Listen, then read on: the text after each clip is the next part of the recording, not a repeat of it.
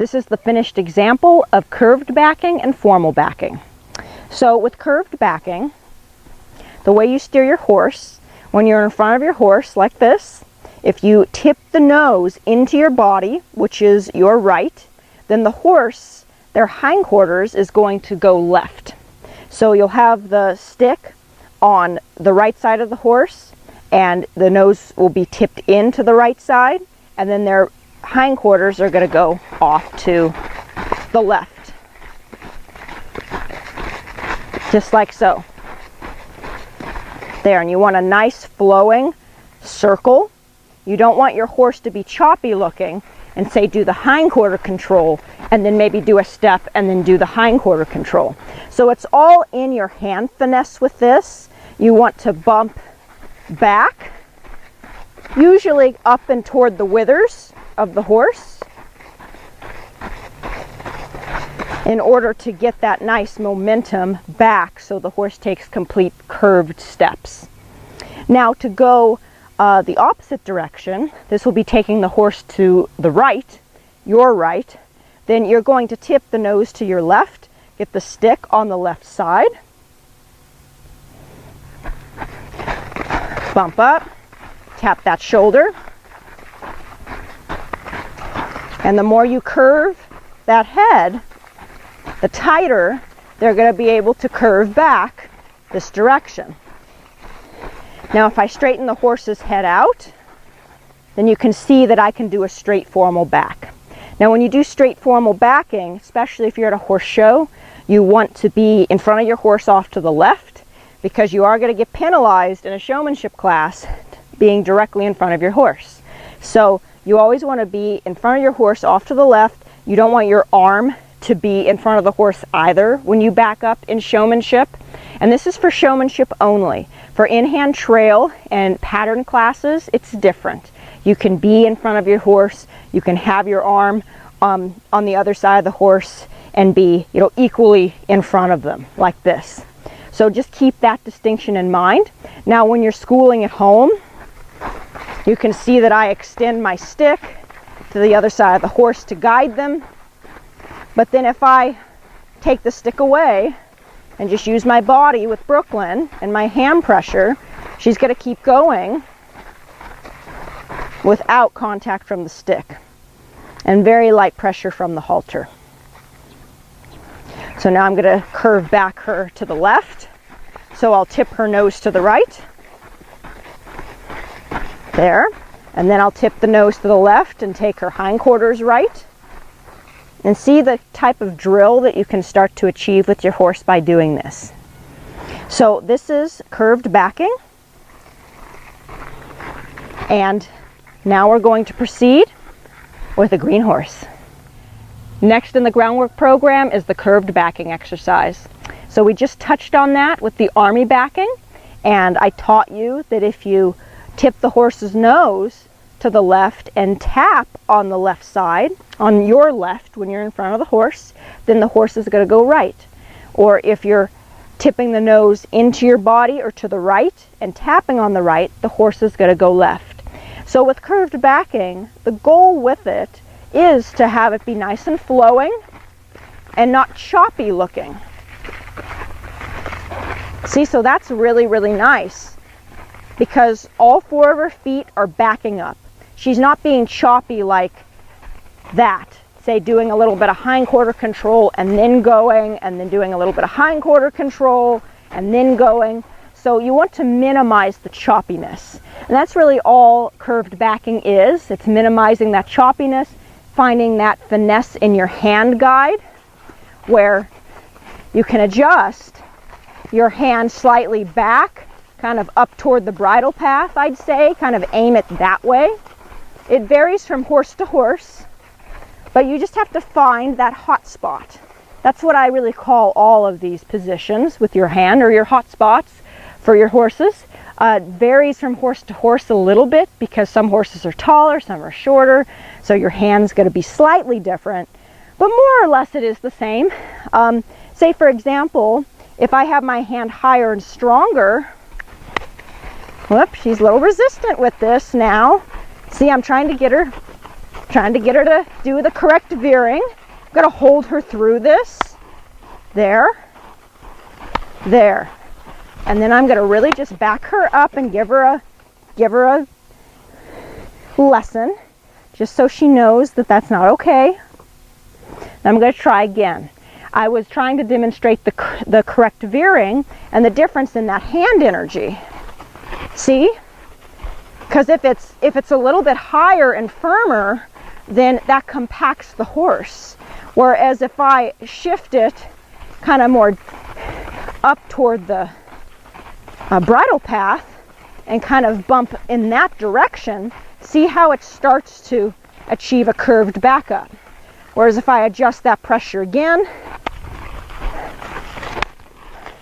there, I'm not going to let her lock up on me or challenge my hand. There, and see how I can really compact her that way. Okay, I'm glad she just did this because you can see, she's been very well behaved, but she is still very green. She's probably just a little tired and just, starting to test a bit. I'm going to do the correct veering again, or hindquarter control. There. And then I'm going to back her up, and then I'm just aiming toward her ear and making it a little more gentle. Instead of upward bumping toward the sky, I'm kind of bumping toward and in the horse while doing it to steer her. But see, that's very nice. So that's curved backing to the right. To the left is harder because the horse has to use their head and neck and start to learn that. You see how my stick is positioned? That was a little choppy. There. And this get 2 or 3 steps that flow. Because you have to think that horses, they start out by learning the hindquarter control and the forequarter control. She got a little mouthy right there, so I'm going to give her a little pop with my hand while I'm in motion. There. They start out by learning the hindquarter control and the forequarter control. So then to settle it down and be able to really have them execute steps that are balanced, it's just a matter of hand placement and a difference in your energy. There, so now this is curved back to the right, and then I'm going to transition to the left,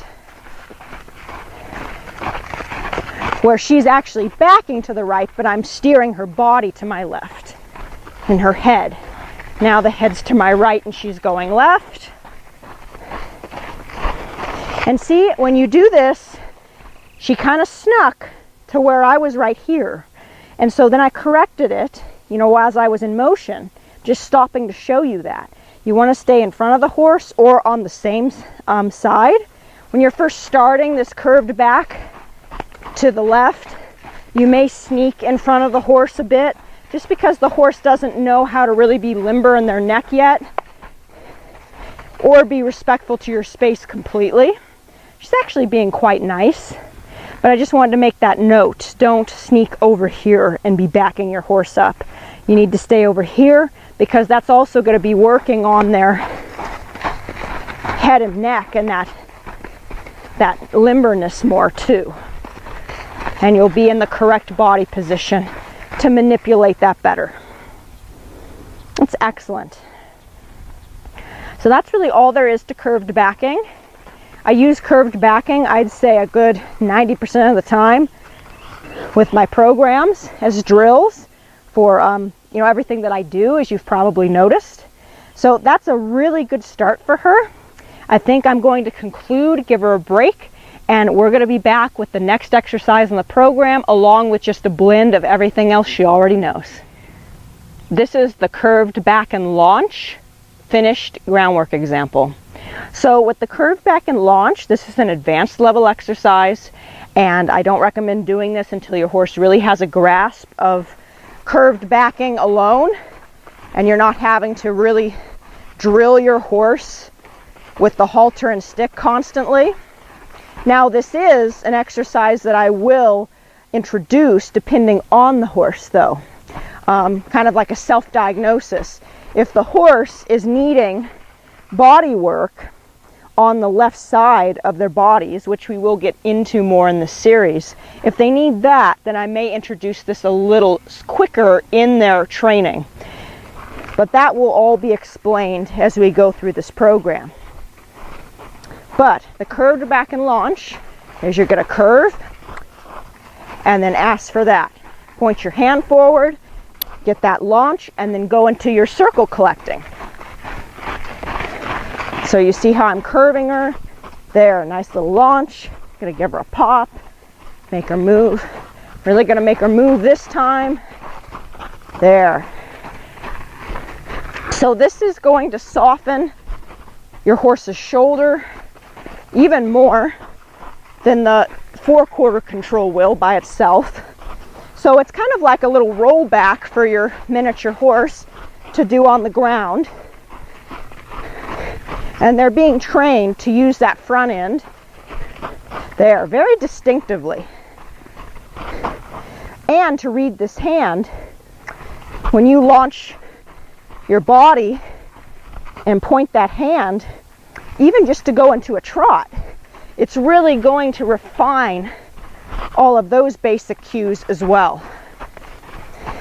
But I like this drill because there, soften her up.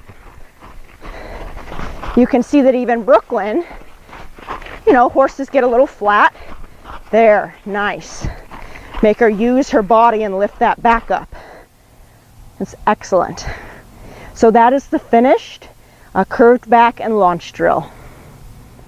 This is the finished stop, trot, stop drill. So this drill is very beneficial to do the final refinery work for your stopping and leading exercise. That's really all this is. But the trot, stop, trot drill is going to make your stop more crisp, and it's really going to refine that togetherness between you and your horse. It's also going to ask the horse to stop and really lift up their backs and their shoulders and rib cage when they're backing up with you and then launching forward at the trot with you. It's a higher degree of difficulty for both of you as horse and handler. So this is why I really enjoy this drill. It's going to make your showmanship nicer and all of your in-hand work nicer. So I'm going to really give her a little pop, get her going, stop, we're going to back up, and then we're going to launch. And see how she launched with me? Now Brooklyn's being very soft. She's responding to my body. They're in mild contact with the tools. With a green horse, it's going to be a lot rougher looking, but when you start this drill, you really should have relatively a nice stopping and leading exercise at the walk before you started at the trot. Get a popper, and I want her shoulder, as soon as I stop and I back up, there, see that little launch and that lift forward? There, nice.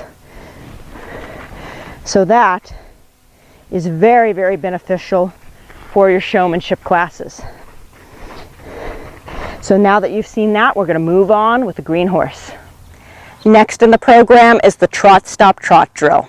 So Fancy has been worked with the curved backing and launch, and she has been trotted a little bit, but not too much in this program yet. So I'm going to just start touching on the trot, stop, trot drill, which is really designed to be straight.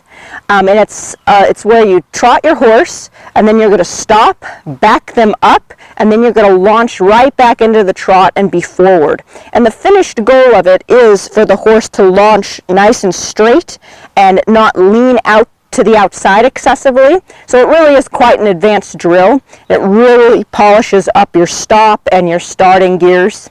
But with Fancy, my feeling is I'll probably end up doing some curved backing and launch at the trot with her, because it's probably about where her skill level is at. And as I can start to work with her a little more straight, then I'll do that as much as I can. But I will say that the more you curve your horse and steer them and back them curved, the straighter you'll actually be able to achieve with time. Because if you try to get a horse straight when they don't really know anything, they don't know any body flexibility, then you're really not going to ever achieve a fully straight takeoff and a balanced, takeoff. Okay, so I'm going to get into the circle collecting. I'm going to start to trot this mare. We have not trotted a lot, so I predicted that she's going to be quite stiff in her neck.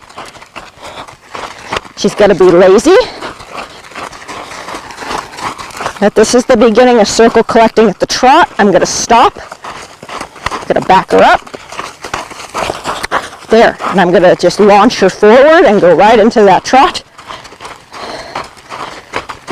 I want her to follow through. I'm keeping my arm and elbow nice and high to ensure the space.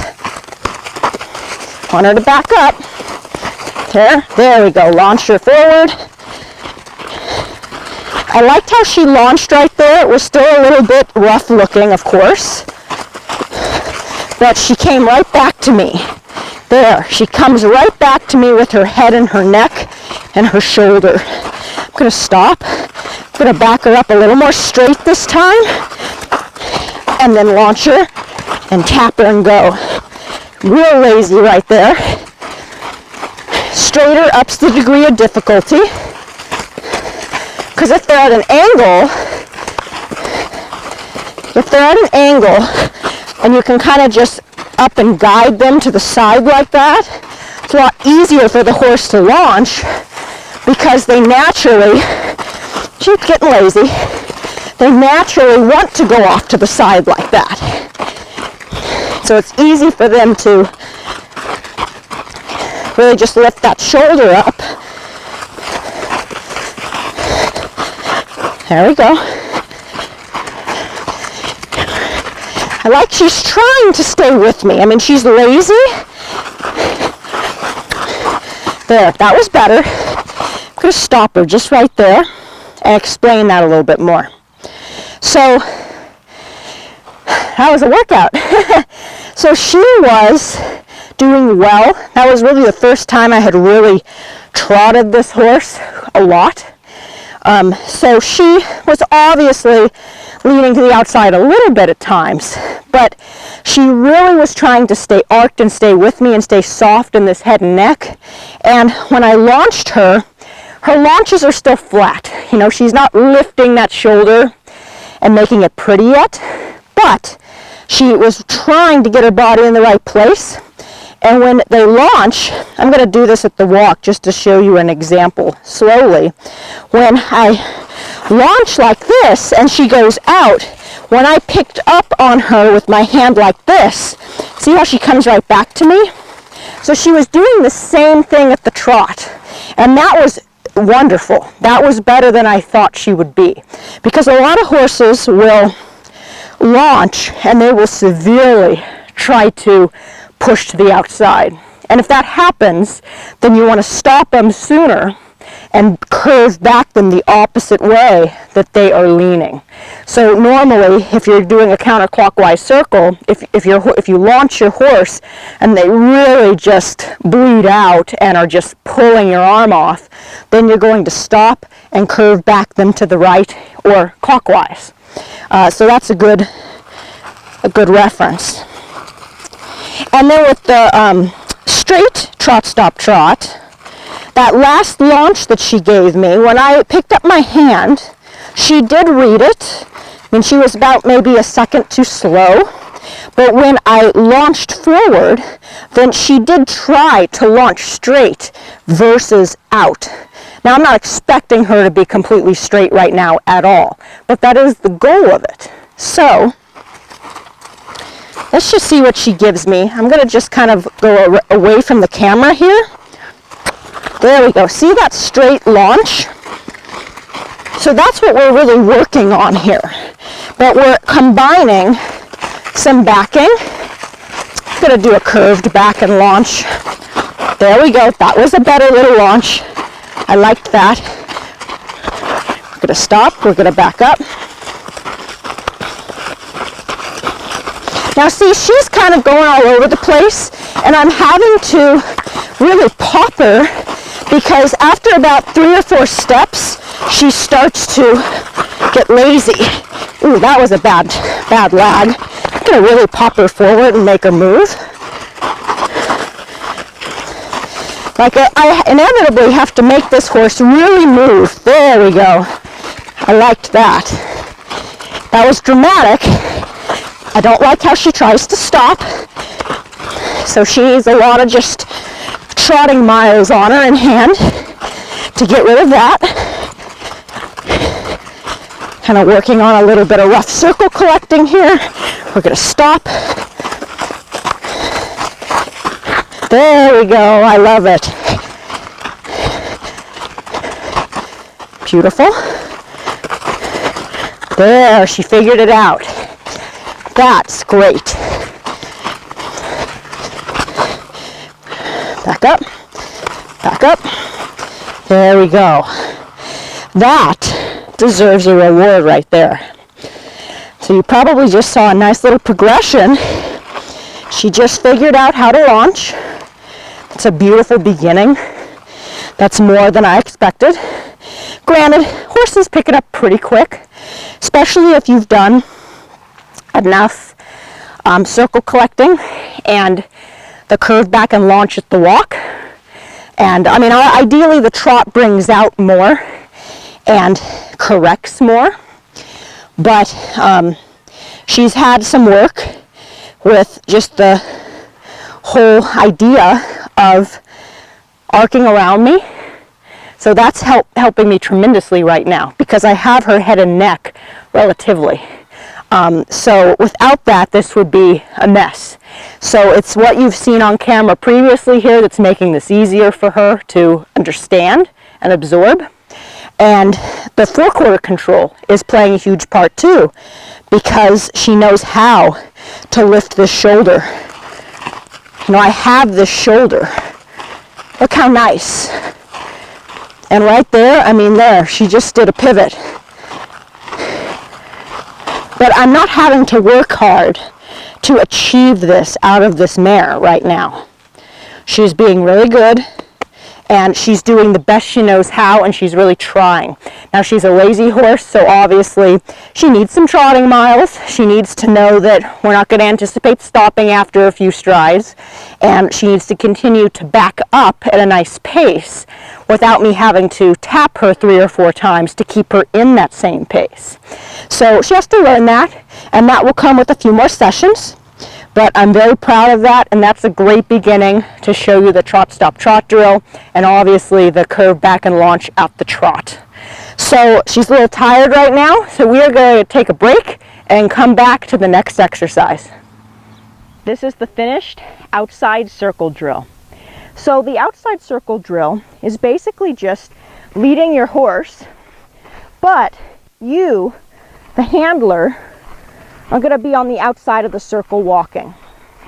And I don't recommend doing this until your horse is really responsive with their circle collecting and they know how to keep up with you, they're not pushy, and they're responsive with their entire body.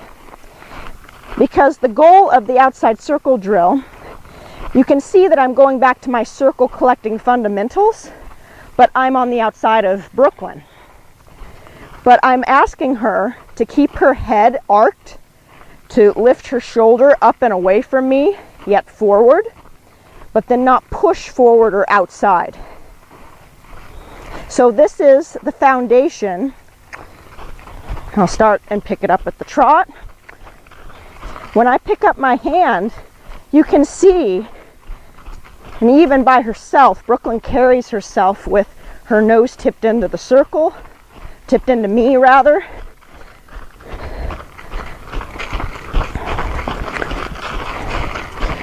There, nice and light. She has a light pole. She has a soft face. If I really pick up, she's going to go out and away from me. And you see how she sucks back and slows down? That's her default with this, instead of really pushing forward. A lot of horses, when you're on the outside of them like that, especially at the trot, they're going to really get ahead of you. So I do a lot of this. I'm just going to pop her and get her moving a little bit, get her engaged.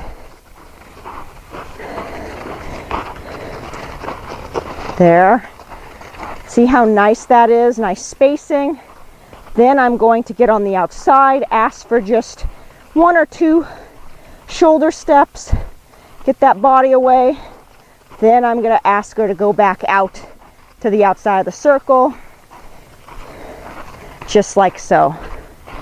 And you can see that she's very soft in my hand. She's responsive to this. See how she moves off of me very easily. It's almost like a side pass. Very nice. So that is the finished outside circle drill. And now we're going to demonstrate it with a green horse. Next in the program is the outside circle drill. So this drill teaches the horse to arc into you when you are walking on the outside of the circle. You notice that I haven't been walking on the outside of the circle with Fancy up until this point, because when you're on the outside of the circle, you have to naturally walk a little bit faster, and it's really easy for the horse to get ahead of you and push. So when you have a green horse and they don't have any concept of sucking back and backing up and arcing into you going counterclockwise with them on the outside, that's causing them to compensate for you, and they're taking more steps around the circle inevitably, and they're having to keep up with you and do more work. Whereas when you're on the outside, you're the one doing a little more work. But I have a lot of people ask me, how do you fix a horse that, especially say if you're in a hunter pattern at a show and you're jumping in hand, and you're having to trot in S shapes and figure eights, how do you get a horse to stay the same pace and to not basically run you over and get really pushy when you are on the outside? This is how you fix all of that. And Fancy is definitely ready for it now. So I'm going to go right into some circle collecting.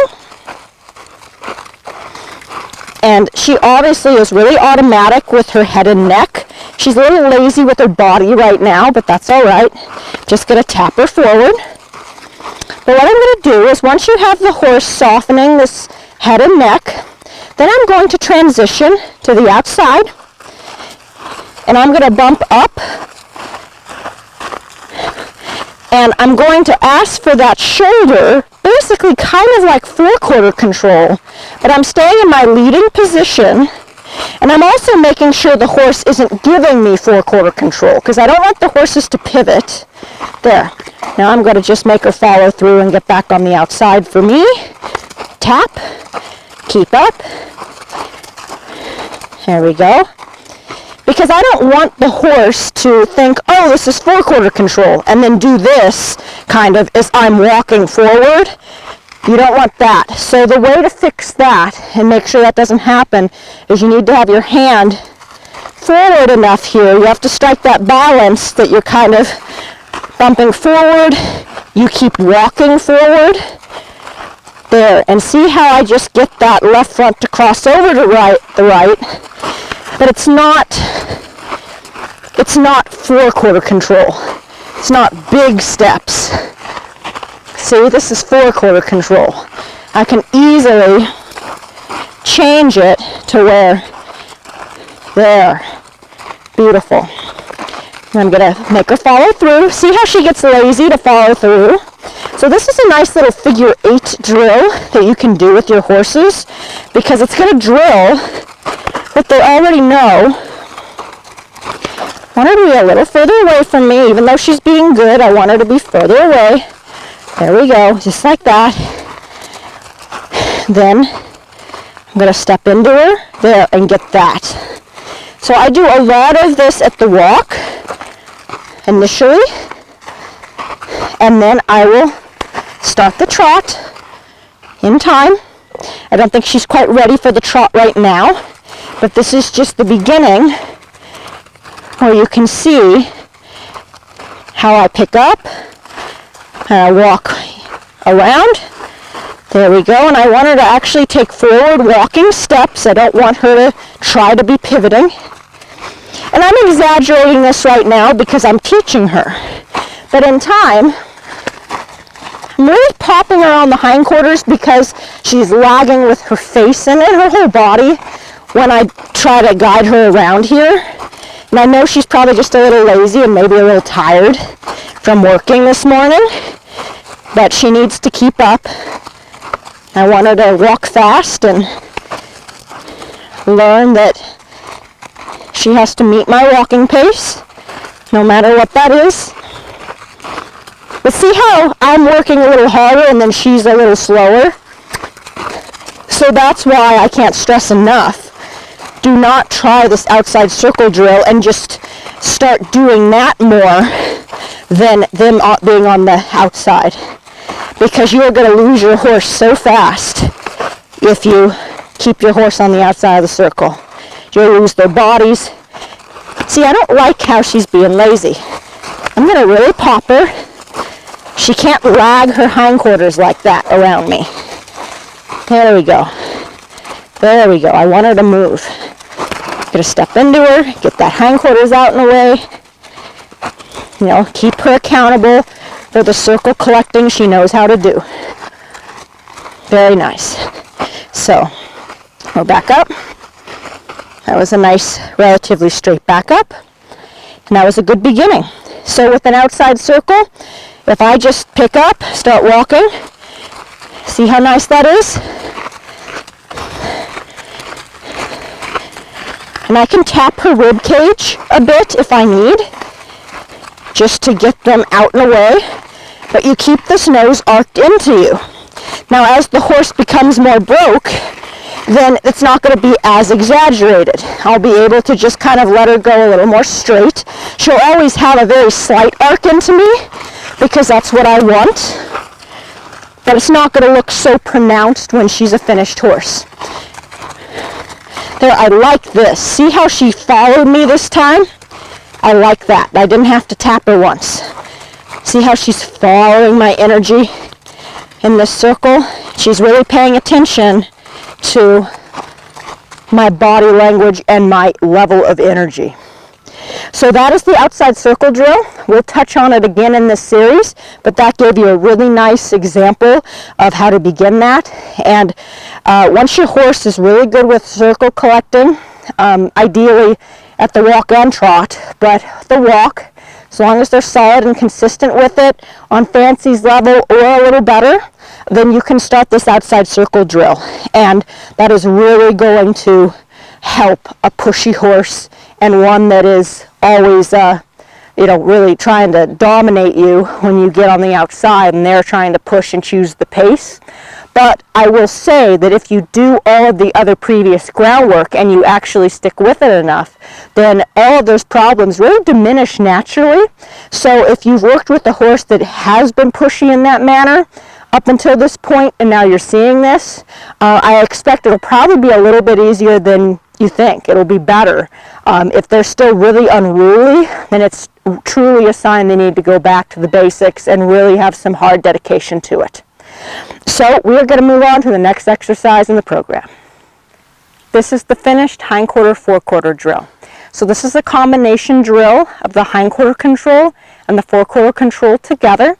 And this is a pre-side passing drill, so you can really gain optimum control of both individual body parts so that you can achieve the best looking side pass. Okay, so it's nothing but hindquarter control. I'm going to start doing hindquarter control on this side. I'm going to back her up a little bit just to warm her up. And I'll do hindquarter control. Then I'm going to switch sides with my hand, switch sides with my stick, and then ask for that forequarter control and that right front to cross over the left. Then I'll back her up again from that. Very nice. Okay, and now with this side, I'm going to do the hindquarter control.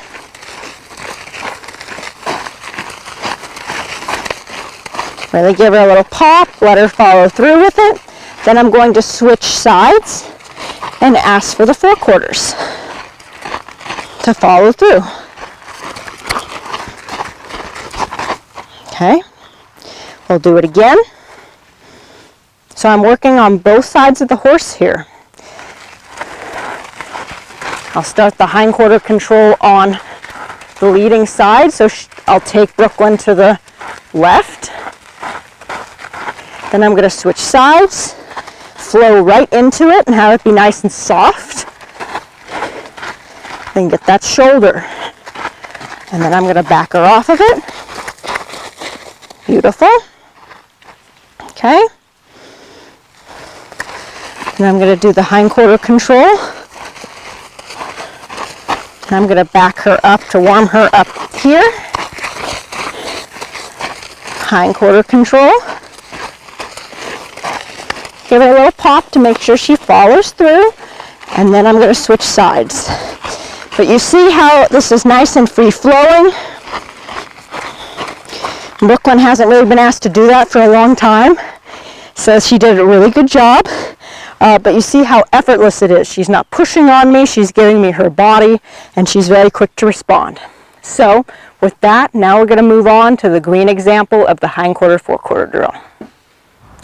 We're back with Fancy. This is her 4th session on camera, and it's been a little while since she's been through the drills. She's been handled by me a few times, but not anything extensive. So we're going to see how she is and how she's progressed and retained the information. So I'm going to just start warming her up. There we go. Kind of just work on the circle collecting component here. See, I really like how she's arcing away from me quite easily. Seems like that's really absorbed into her. I just give a nice little light bump up and kind of in, and I arc her neck. And if I really bump, then she starts to almost side pass in hand with me, which is wonderful because the side passing training is coming up pretty quickly for her now. Okay, that's really nice. I'm going to stop. I'm going to ask her to back up and curve. Tip the nose away. She's still learning her feet. You might notice that she's a little bit bouncy, and that's common for young horses because they have to learn how to pick up their feet and balance themselves as they back, especially at a faster pace. She's still a little head stiff, but overall, she's much lighter with the circle collecting. She's starting to get it. She's keeping up with me a little bit better, I noticed already this morning. Stop. That was nice. Back up. A little lazy. Gonna really go into her there, give her a little pop. There we go, and make her move.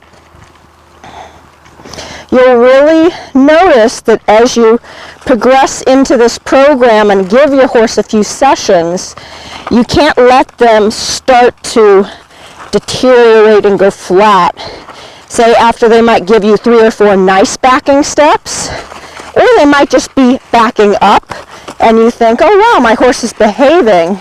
But really look at the quality of what they're giving you and try to hold them to what they've previously given you at minimum.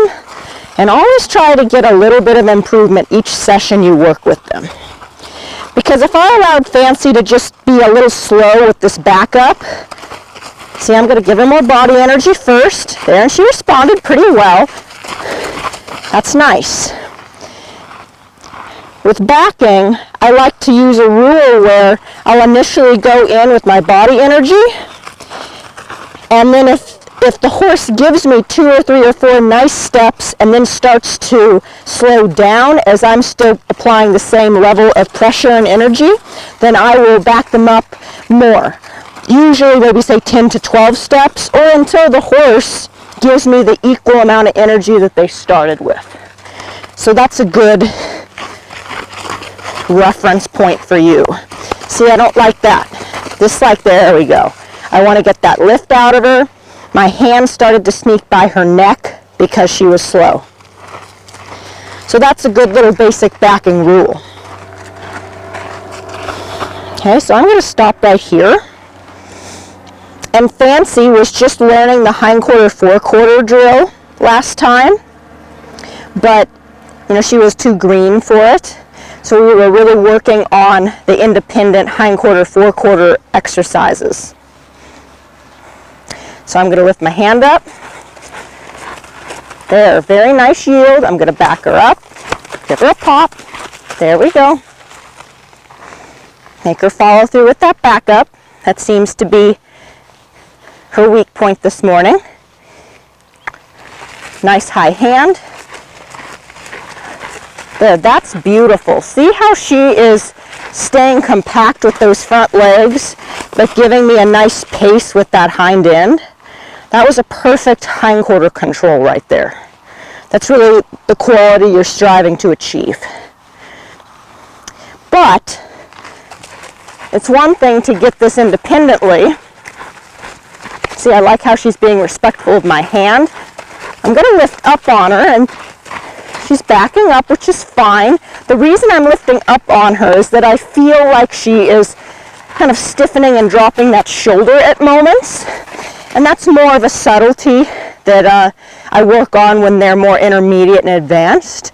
And you'll learn that too. If their shoulder is kind of dropping and their head's kind of coming into you and that's heavy while they're disengaging, then I like to give a nice little bump up to the sky, kind of lift up that shoulder again so that I can really get the optimum pace from their hindquarters. Give her a pop. There we go. That's a beautiful, beautiful pace that she's giving me with that right there. I like that. I'm going to actually work on the opposite side of hindquarter control. And I'm going to just warm her up on both sides with this morning. Now see, if she's apprehensive, then I'm just going to stand at a 45-degree angle to the shoulder and rub her for a few minutes or a few seconds, whatever you need to do. Don't let them anticipate.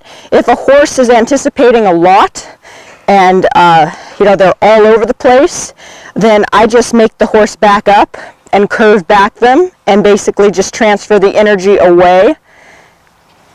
But for little tiny steps or apprehensiveness, then I'll just rub them and let them relax for a few seconds. Okay, nice high hand. Going to go in with nice easy energy but strong. Now see, she's not nearly as good at yielding yet on this side as she is on her leading side. And that's okay, but you do want the quality to be high enough with this and easy enough so that you're not having to school the horses. There, that's better. See it? Whoop, but see how I'm going to pause? See what she just did to me? So a lot of horses will do this. They'll get you on the other side of them and your hand will be on the incorrect side. So she just used her head as a barrier. I'm going to give her a little pop. I only paused to show you that example. I'm going to keep my hand high and strong, high and strong, high and strong. She's kind of fighting me with her head and her neck right now. I'm going to wait until she calms it down a bit and softens. There we go. There, see that difference right there? I mean, it wasn't a big difference, but it was just in my hand I could feel that she lightened her neck up and wasn't trying to fight to get my hand on the other side of her. If your horse is still doing that, it's really an indication you should not do an advanced drill that requires you to switch sides, especially the side that the horse wants you to be on.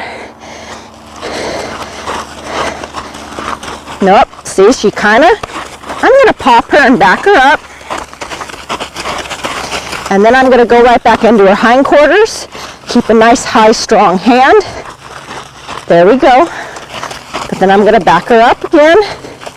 Right now, the main thing I'm working on with Fancy is to just not have her be disrespectful to this hand, because there's a constant pressure where she's trying to get her nose into me so that my hand will be on the leading side of her, because that's comfortable for her. She's not used to me being on the side of her yet excessively.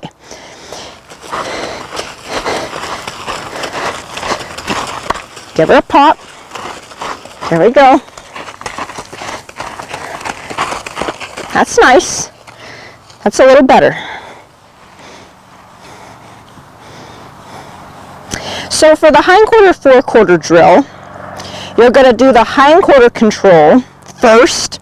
So if I started it on this side, then her hindquarter control would be to my right, and then I would transition my hand and take her to the left with her forequarters, which I had not practiced this morning, so I don't know if she'll be able to do that or not. My feeling is yes, because she's pretty soft in her shoulder now. But I'm going to see if I can do it with her. Hindquarter control, and when there's good momentum, I'm going to do this in slow motion. So I'm going to take my stick with my left hand here, grab the excess lead rope, and put it in this, my same left hand.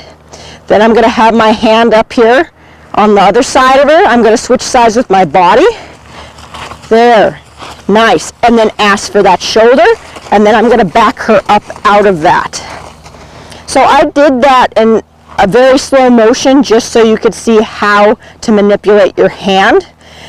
But the goal of this is to do it in a flowing motion. This is really going to be a pre-drill. You know, see, she just bumped my hand with her nose, and I don't like that. I'm going to back her up.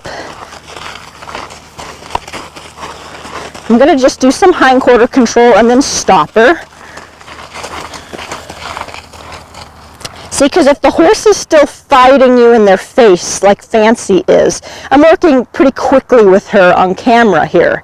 And at home, if you have more time with your horse, I really recommend don't cheat and try to progress too quickly, because if there's still little gaps in their brain like this with the basic exercises, then you're not going to reach the optimum level of your advanced exercises. You know, Fancy needs to be to the point on this side where, yeah, that was nicer, where she's not trying to just fight me with her face.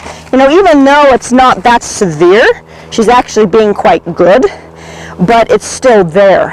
And you don't want those little challenges to come up, because that's really a sign that they're just not quite there. This is a lot for the horse's brain to wrap their minds around, because you're doing a combination drill. You are switching sides. See, I don't like that.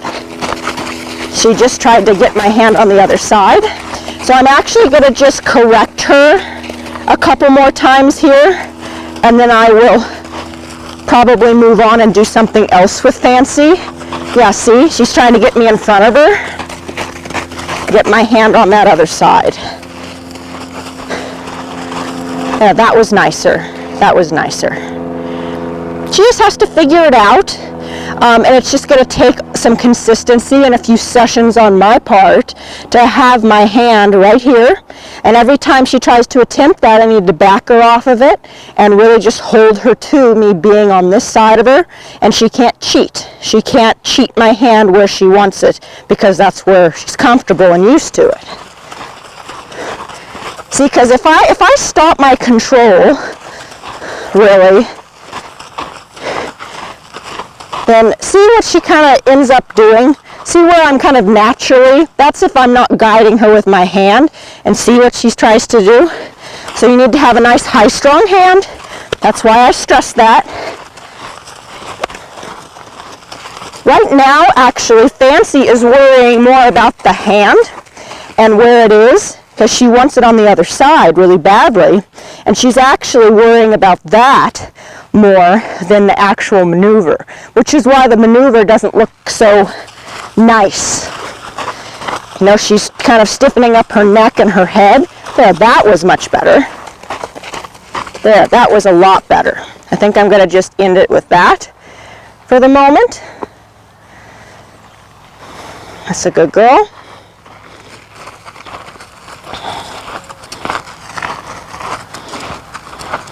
So I'm going to go back on the leading side here. And what I'm going to do now is disengage the hindquarters, and then I'm going to see if I can switch sides and then have her forequarters go to my right. So her hindquarters will go to the left, forequarters will go to the right. I predict this is also going to be a little too premature for Fancy, but I just want to show you this example because, number one, you might encounter something like this with the horse. Even if you have put more time into them, it's inevitably a little rough looking at first, and you have to learn the coordination of your timing to do it properly. But I also just want to see where she's at. And if I kind of have that shoulder on the opposite side, I really love how she's yielding on this side. See the difference in that quality? See, that's beautiful right there. So that's the same quality she needs on the opposite side to really progress with more exercises, ideally. Okay, so with this, I'm going to do this in slow motion for you to see. I'm going to disengage these hindquarters. And ideally, flowing motion, good momentum. I'm going to make her follow through. There we go. Then I'm going to switch sides with my hand. See what I just did? I switched sides. And then I'm going to kind of pull and bump forward, get my hand on the other side of her. Gorgeous. That was nice. And she gave me her shoulder, even with a slower motion. That was wonderful. I actually wasn't quite expecting that. Okay, because if she hadn't given me her shoulder, I would have just backed her up off of that scenario. So this time I'm going to try to do it a little faster and how it's supposed to be done. So hindquarters, make her follow through. See, I'm switching sides with my hand. I'm going to tap her on the shoulder to bring it through. There we go. And then there. Right front crosses over the left. And then I'm going to back her up, tip the nose away.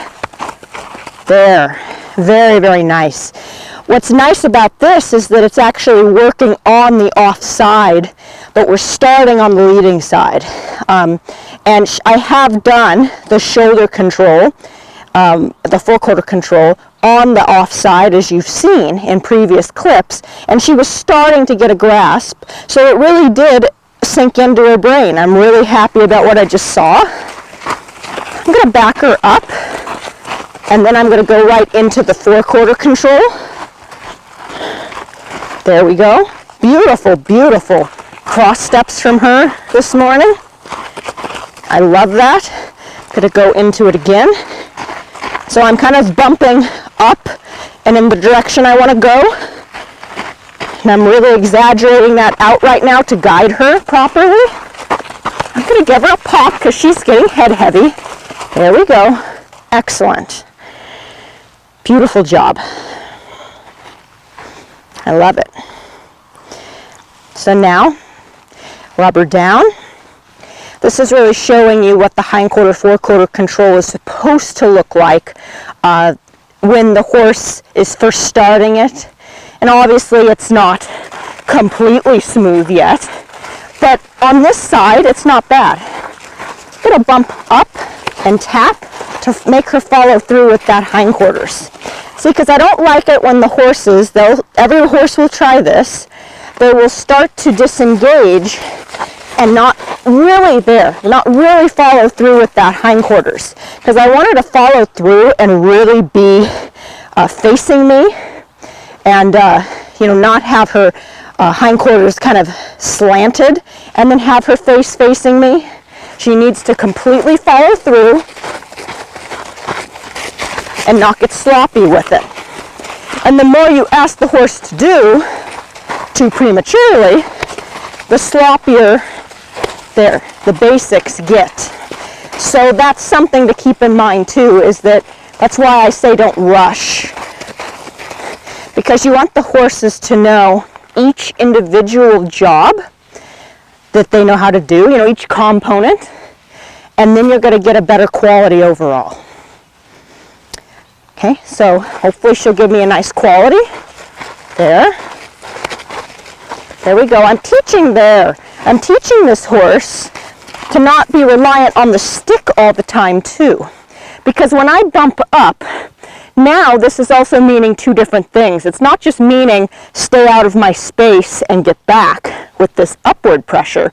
It's also talking to her hindquarters. And this is another pre-side passing training component, because when I bump up, I'm going to do it just without the stick. There, see that button I'm starting to get with her?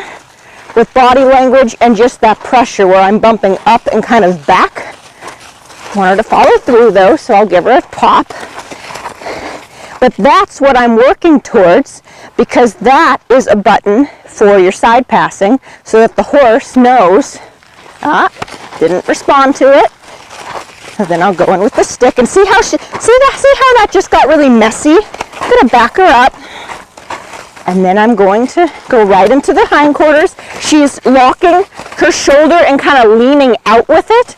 And that's why it's starting to get nasty looking. So I'm actually going to back her up the opposite way and tap that shoulder the opposite way of where it's leaning. Just like that. And then I'm going to go into the hindquarters. There, see how that just cleaned that up? I'm going to back her up, tip the nose away, unlock that shoulder and get it back and balanced underneath her. There. Great. See, little things like that, where horses will start to cheat, or they'll use their body a little bit differently to manipulate their quality level and, ultimately lower it. So I just caught that. And that's all by feel, and that comes from handling a lot of horses and really just being able to detect what's happening. But that's a good little tip. I'm glad that just happened, because that's another little thing to touch on, is that if the horses seems like they're kind of heavy in that shoulder in that way, she's not really being that way now. But don't be afraid to curve back your horse, so the opposite way that you're taking them with the hindquarter control. So I'm curve backing her to my right, and then I'm going to go right into hindquarter control to the left. There we go. And then I'm going to curve her back to the right. That is not just working on hindquarters, it's also working on schooling this shoulder and having it be balanced. I'm going to really pop her back. Going to go into a little four-quarter control. Beautiful. We didn't quite get to what I wanted to get to, which was hindquarter, four-quarter. But let's just see if we can do it maybe 1 or 2 times here, now that she's giving me a better hindquarter control. Just for everybody to see. Let's see if she gives me a good quality with this. Now this is only her 4th session.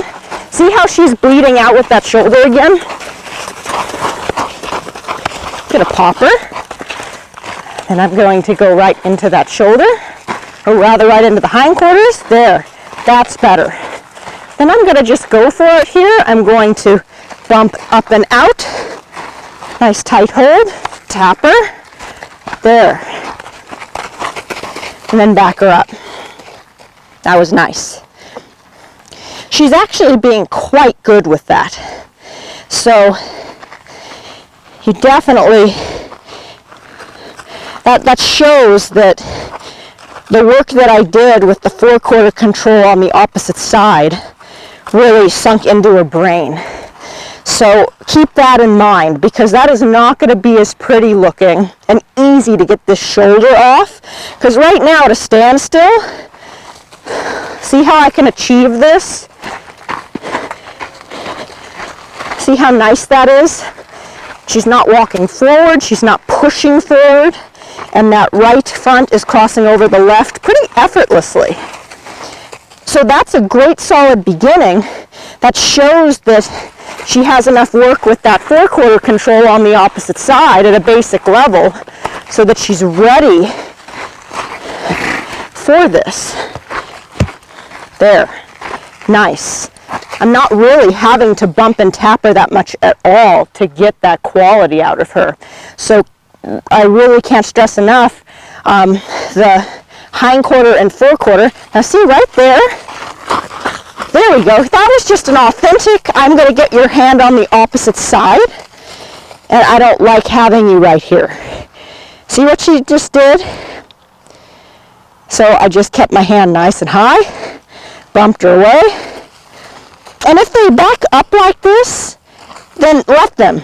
Just stay at a 45-degree angle to the shoulder. I'm going to pop her nose away if she kind of tempts,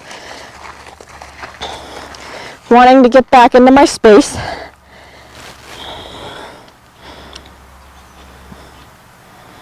There we go. Here on the other side of her. I'm going to ask for this forequarter. There.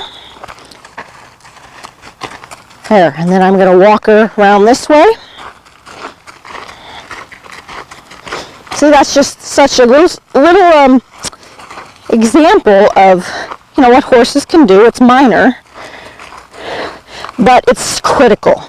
And that's what I'm here to really teach you and show you, is that if I step over here, you know, if the horses are trying to get my hand over here, I mean, that's just the number one basic no-no. Because I'm teaching the horse subtlety, I'm teaching the horse when I'm on this side we're doing certain tasks, I'm working this side of their brain individually, and if they're manipulating where my hand positioning is, it's never going to fully really be translated and follow through, certainly not going to be achieved at a subtle, refined level. So Fancy's been great. That was the beginning of hindquarter, forequarter, and I think you saw quite a bit, at least for the beginning stages of it. So with that, we are going to move on to the next exercise in the program. This is the finished side passing example. So Brooklyn knows how to side pass formally with me in front of her. Nice and free-flowing and balanced and straight. When I stop, she stops, nice and straight. And I'm just going to get directly in front of her, guide her to the other direction, and there's the same quality there. Now the way that that was achieved with Brooklyn in the beginning stages was to act with the hindquarter control first and then forequarter control. But you see how nice this is looking. Hindquarter control and then shoulder, and see how she just guides right into that. She's balanced. I'll back her up from it. Beautiful. And the same thing on the opposite side. Switch sides. Hindquarter control, and then we're going to ask for the side pass on the opposite side. Now Brooklyn's used to me side passing her on the leading side or in front. So you see how she just switched sides on me. Now she actually is not supposed to do that, but she has not been conditioned with this for probably several months because I don't show her this way. But I did initially train her this way. Here we go. That's exactly how it's supposed to look. She's supposed to be respecting my hand. Teach the horse on the opposite side as well to really respect that hand. There, and nice and flowing, and a balanced body. Okay, Brooklyn also knows how to side pass toward the handler. Okay, to where I can bring her hindquarters around and into me, and then she can side pass in to my body, just like so. But for the opposite direction, and for the finished show horse, this is how I train them.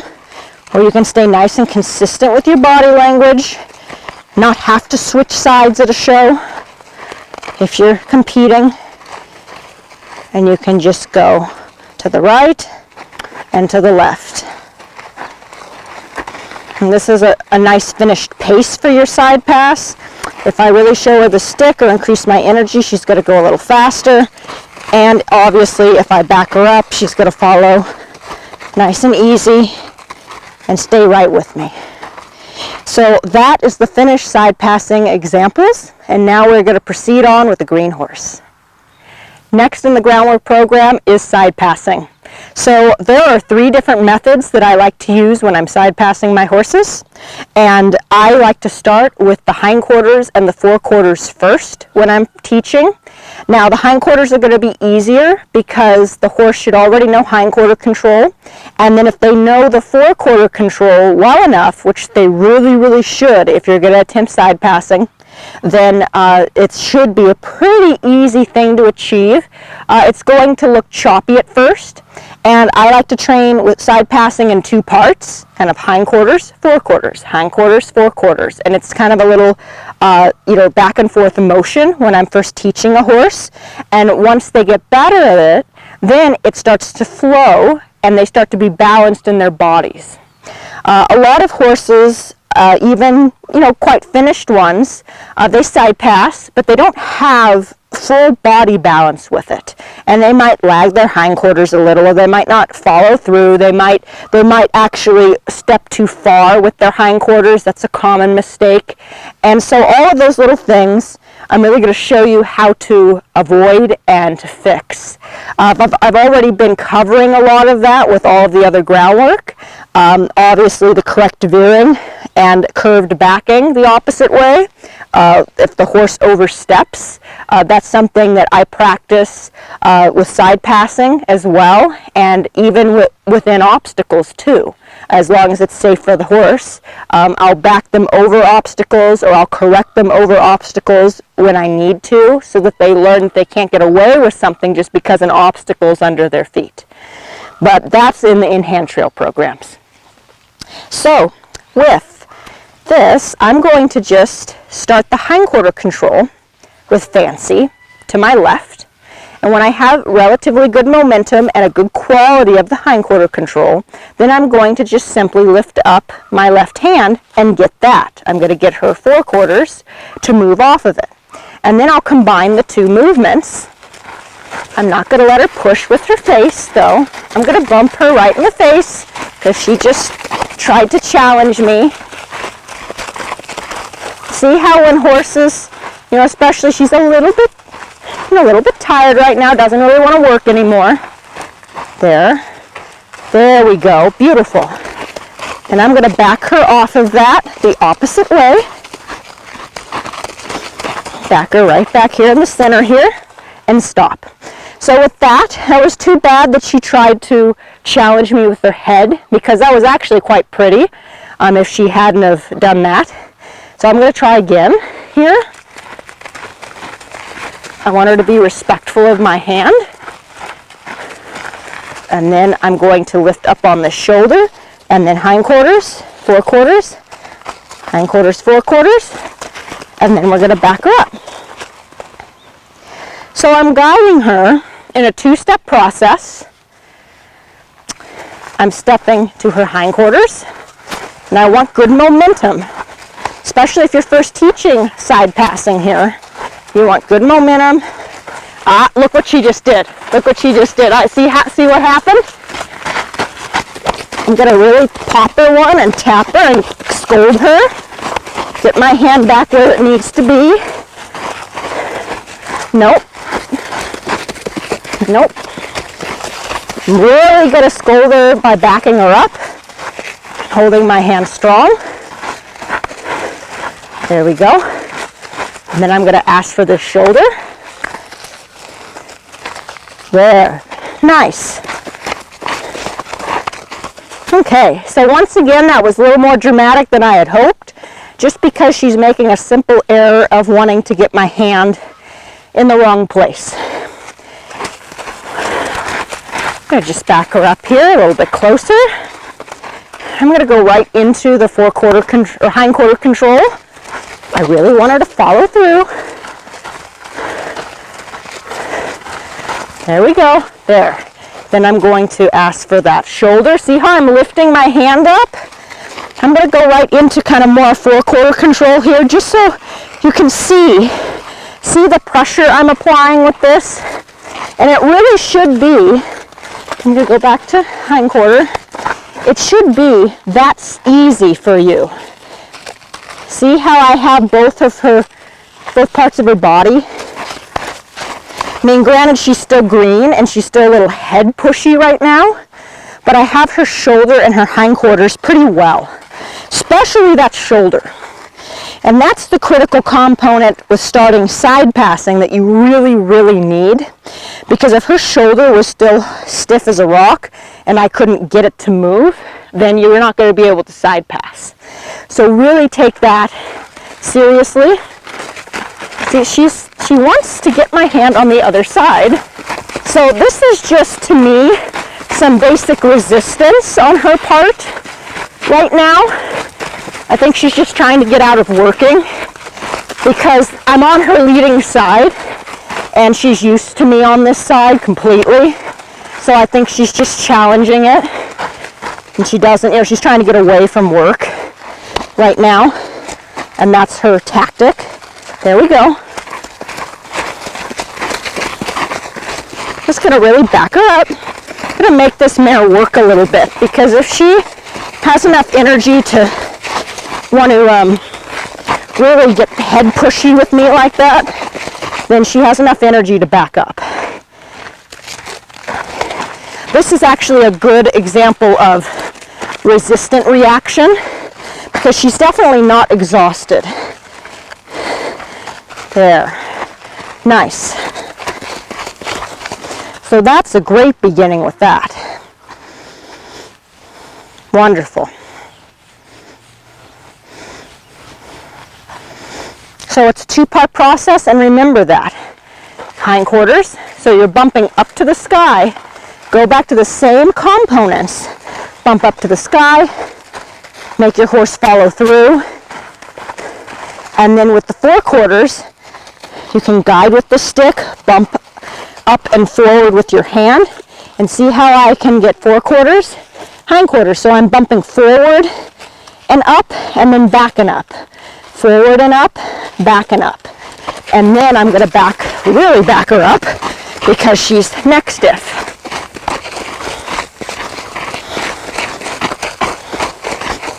Okay, so Fancy is going to be the type of horse that uses her head and neck to try to get out of working, which I kind of already knew, but I'm sure this is going to be what she uses in the future.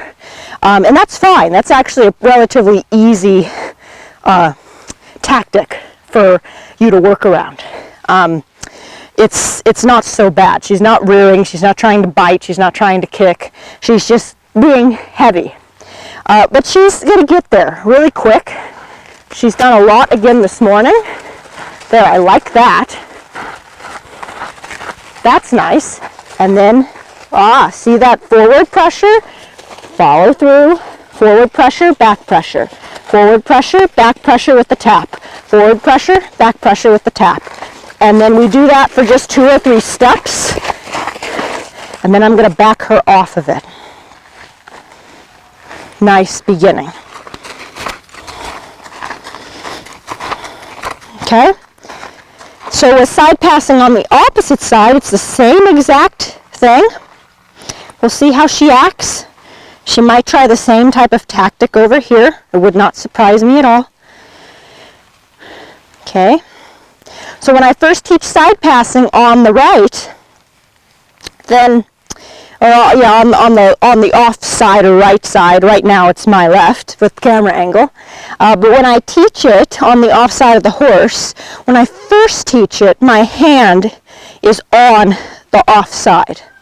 Once the horses become more finished, and I'm showing them, I actually keep my hand on the left side all the time for both sides.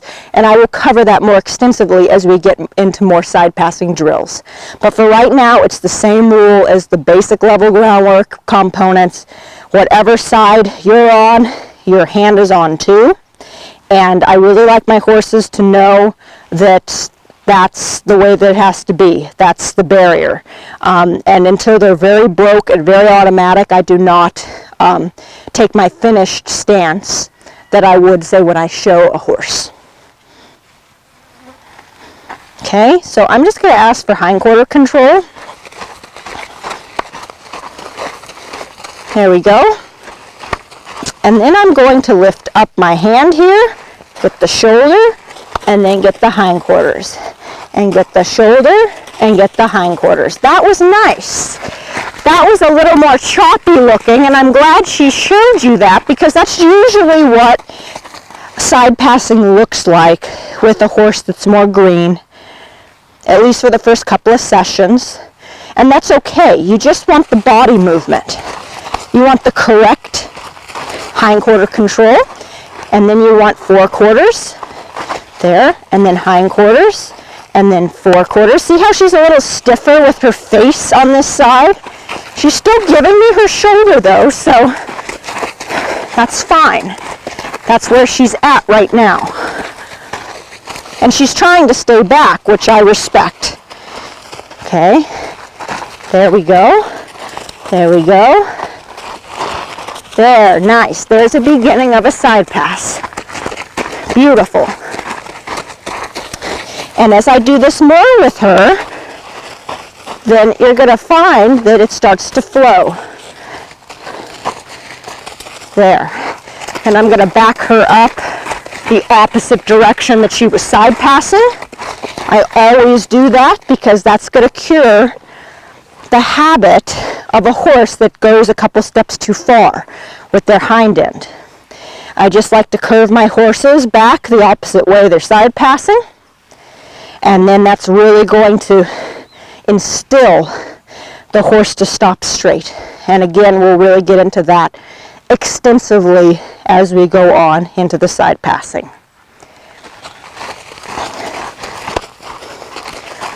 There we go. And then we're going to do shoulder, hindquarters.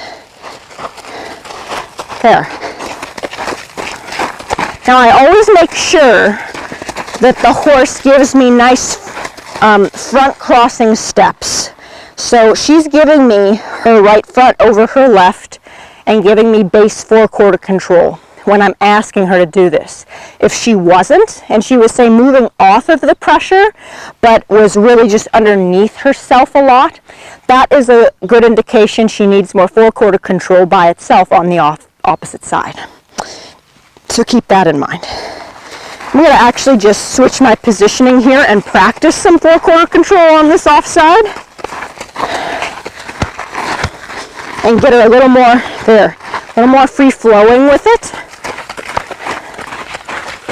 Really tapping that rib cage, making her back up. See, because I want to just slowly work through her head stiffness. You know, I'm not going to get rid of it today by any means. But she has a head stiffness there with these exercises, and I'm just going to slowly go back to the basics with her, you know, occasionally go back and forth, and really just work on refining that and getting rid of that residual stiffness. So that was beautiful, and that was the first phase of side passing. When we come back with Fancy, we are going to be working on side passing straight in front of her and also side passing toward the handler. A lot's to come, but I'm going to go through all the necessary stages with her and really show you the process so that you can really get an advanced side passing horse. So we will be back with the next exercise. I'm back with Fancy. This is day 5 for her. So we are going to go right back into her side passing training and concluding all of those exercises for this program.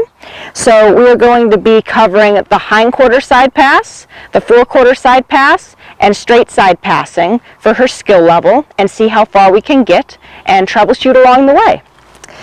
So I'm going to go right into just warming her up.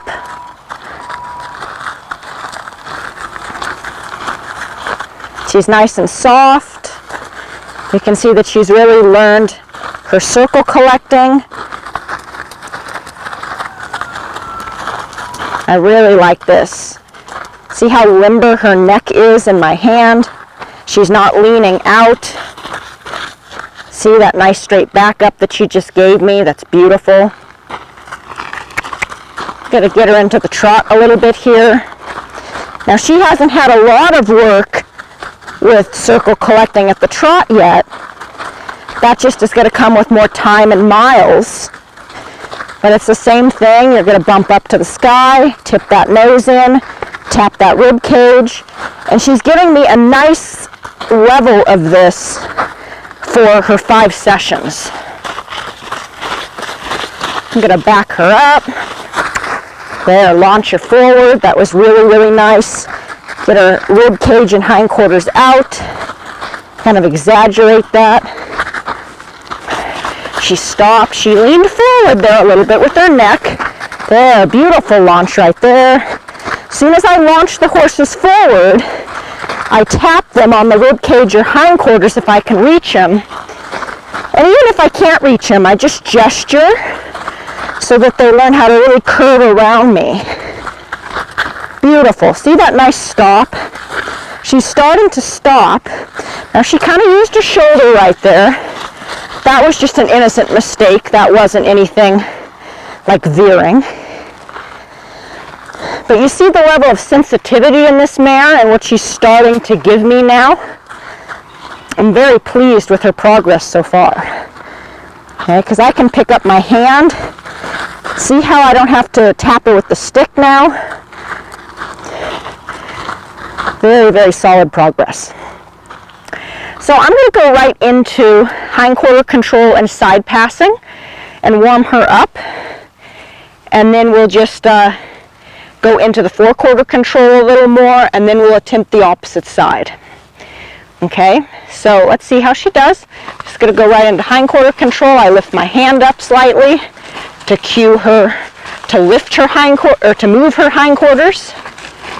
That's a beautiful yield. Now I'm going to lift my hand there for the forequarters. So I transfer my bumping energy. I'm going to go into the forequarter control from this. Combine the 2 drills. And hindquarter energy. So the way I just did that, beautiful. Wow. Absolutely beautiful.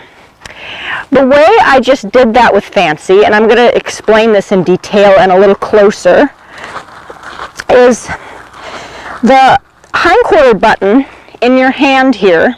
When I bump up and change my body language, give her a tap, this is a cue for her to move her hindquarters. Okay? So then when I combine the forequarters, I'm going to just do the same bumping pressure, but I'm going to bump up and in the direction I want her shoulder to go, just like the independent forequarter control. So you see how she can relate to that. So then when I combine the 2, see what starts to happen? I'm going to make her back up. There we go. Don't let her get too heavy. Really important to make sure that your horses move and conclude their side pass with a nice, strong backup. There, so that they don't get heavy in their bodies. Wow, I love how straight she's being. I'm going to move into the forequarter control now. Now, if she wasn't doing this so easily, then I would just go back to the independent maneuvers as previously shown. But it really shows that she's retained the information fast, and she's going to go very far with it in a few more sessions. So now I'm going to go to the opposite side. I'm not really anticipating this to be nearly as finished looking, but since she does have a concept of the hindquarter control and the forequarter control on the offside, we'll see how well she does. I'm sure she'll be able to do the independent maneuvers fairly, but if not, we'll correct her as we need. There, see that nice hindquarter yield? I love the energy. See how she's giving me just a nice consistent flowing energy with that yield now? That's a finished hindquarter control, and certainly the shoulder, the forequarters, might not be quite as finished. We'll see in a second. Give her a little pop. She's following through, because when she stops pretty much relatively straight. See how she's trying to follow through? That was slightly delayed, but she's really getting it quickly now. I like how she's respecting my hand this morning. She's not pushing. Okay, so now I'm going to go into the forequarters, change that energy. See, now here's a little resistance. Now this is just resistance. I'm not asking her to back up. There we go. Got to get that shoulder. See how she got my hand on the other side of her? Kind of reverted back. Going to go right into just normal forequarter control for a second. So see how I keep my hands? I go back to the forequarter position. There, and get that. So she's much stiffer in her shoulder on this side. And until that's better, she's not really going to be able to achieve a smooth side pass. So she's telling me she definitely needs a few more sessions of independent forequarter control before, there we go. See this? There. I'm going to make her follow through with that hindquarters. The reason that she's crooked and she's actually side passing, she wasn't straight in front of me. She was crooked. It's because her shoulder is still locked up. It's not soft and limber to the level that it really needs to be yet. And that's okay. You know, she's only had a few sessions. And she's trying to give me her body, and she's not heavily resisting through it. There we go, see that? Until the forequarters are easy to achieve, and I'm not having to school her as heavily, then we're not going to get a nice looking side pass on this side. But she's close. If I pick up for the hindquarters, and then I'll pick up the forequarters. She still pulls against me though. Did you see how she pulled back against me right there? And see, she's trying to kind of get my hand on the other side. So this is the kind of finesse that just needs to be, worked through. We need to develop her finesse. There. Get that shoulder. Get that more consistent. There, see? Just chunks of it. A nice exercise for Fancy right now is actually backing up. I'm going to give her a little pop because she got head pushy. Give her a pop. And then I'm going to ask for the shoulder first. And then I'm going to ask for that hindquarters to follow through. And then I'll back her up off of that. That's the beginning of a side pass. So that would be a way to incorporate it. If you have a horse that is in this stage at home, you can start with the forequarters first and then make the hindquarters follow through. But independent forequarter control will make this stronger with just a few more sessions. Well, I really love how she's behaving. This is very positive. She's learned a lot in these few sessions that I've shown you. So with that, we are going to move on to the next exercise. The next exercise is side passing in front of the handler. This is the way I train my finished show horses to present in a class. I like to stand directly in front of my horses with my hand on the leading side, no matter which direction I'm side passing. I could be side passing to the right or side passing to the left, and my hand does not move. A lot of people will change hands and change sides and side pass their horses that way. And that's certainly permissible and okay, but you lose a lot of control and also the refinery aspect and degree of difficulty if you're moving around your horse. You're not able to navigate them quite as accurately, in my opinion. So I really like to train my finished show horses this method because it really makes it look nice and crisp and polished. So with Fancy, she's not quite ready to execute this on an advanced level, but she's almost there. At least on her leading side she is. So we're going to go right into that. I'm going to just stand right in front of her and I'm going to take this pressure at her hindquarters there and ask for that. And then I'm going to take pressure for her shoulder, and then hindquarters, and then shoulder, and then hindquarters and shoulder. So you see how she's sticky and she's much slower this way. This is important for you to see because it's showing you this is how your horse will deteriorate with their groundwork. If you try to jump ahead to this too quickly and be formal and go slow, then your horse is going to get choppy and they're going to be allowed to get heavy, and then you're going to lose your quality. So the way that I school my horses up to this, see how she's locked now? So I'm going to give her a nice correction, and then I'm going to go right into the straight side passing on a more green level here. And before she really loses her speed, I'm going to back her up and make her move. Okay? Because right now I'm asking her to move, and she's not. So she needs to learn that pressure, that lighter pressure, oops, she locked up her shoulder. That lighter pressure needs to be responded to in a timely manner. Now this takes time, and it takes a lot of consistency and dedication on your part, because I'm really asking this horse to straight side pass in front of me smoothly, effortlessly, and lightly. And that doesn't come in just a few sessions, so that's why she's not executing that. But this is the way I start it, where I'll start to be, she's head heavy. I'm really popping her because I don't like that she's getting head heavy. You know, she kind of started to fight me with her face right there. There we go. That was much better. Excellent. Give her a little pet. That's about what I would expect from Fancy right now at her skill level, is if she can give me 2 or 3 nice steps with me in front of her. Yes, I'm having to heavily school her right now in this session today, but it's going to get there. So I'm going to lift my hand up.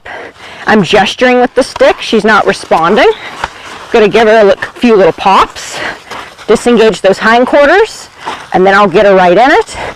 That was nice and straight, but it was very, very slow and heavy. So you see how you just have to build up to this.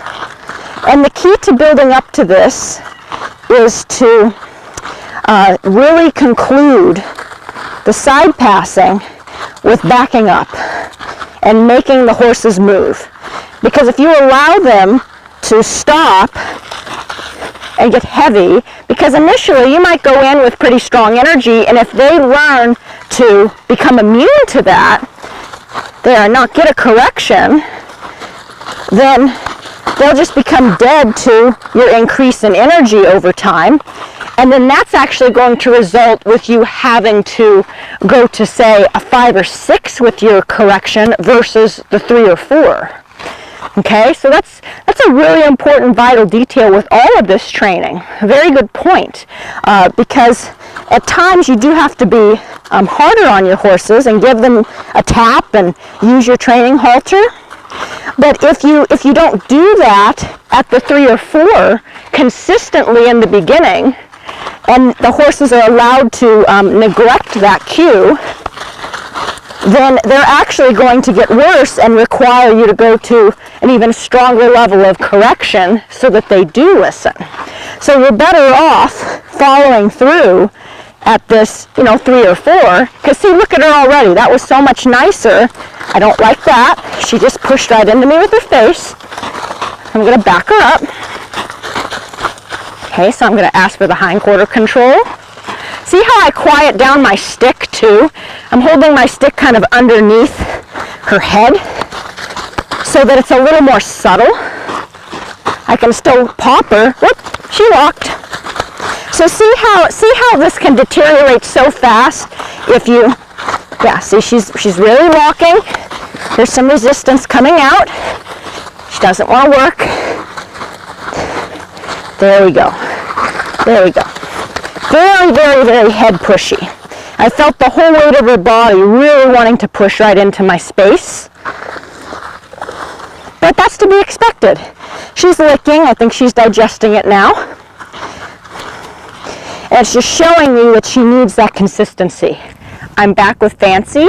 This is day 6 of her training, and we are going to go right back into her side passing training and just reviewing everything that she's learned, and also finalize some exercises. We're going to start teaching her the pull turn, and we're also going to refine the side passing in front of the handler and teach her the components of side passing toward the handler.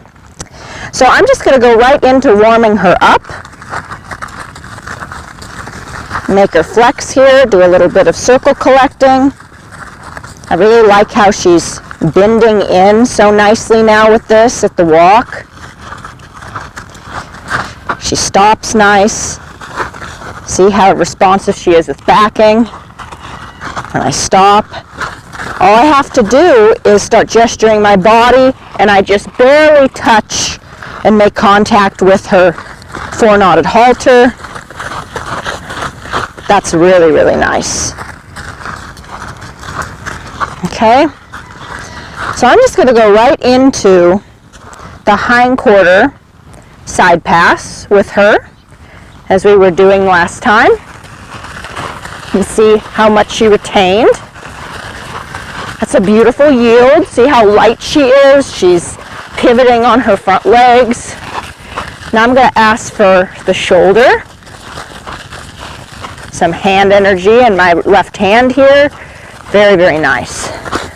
Now I'm going to back her off of that pretty swiftly so that she doesn't get shoulder heavy with it, because the whole goal of side passing, you don't want the horse to lean into you or for you to feel the weight of their body in your hand. Really, with all of this training, you want it to be light and effortless, and you want them to get right off of you if you feel any type of pressure or heaviness in your own hand. So the backing is going to eliminate that. I'm lazy this morning. I'm going to give her a pop, make her walk a little faster with me. There we go, while also maintaining her collection in hand here. I really like how she's coming along. She's stopping nice. She's starting to figure out how to stop on her hind end versus her shoulder, and she's sucking back more as she stops. I really, really like that. Okay, so now let me just go right into side passing in front of the handler here. I'm going to give her a test and see how responsive she is. So I'm going to take my right hand and I'm going to pull up and kind of just ask her there to move this hindquarters. I'm going to just gesture with the stick, and I'm going to make her follow through with a full yield because she was hesitant and delayed. Because I don't want her to get in the habit of feeling that pressure in my hand. There, now I'm just transferring that pressure, because when I just bump forward and up, that's the shoulder. When I bump back and up, that's the hindquarters. So you have to really just develop your finesse of feel with that. Now right there, she pushed forward on me, and I didn't like that, so I'm going to back her off of it.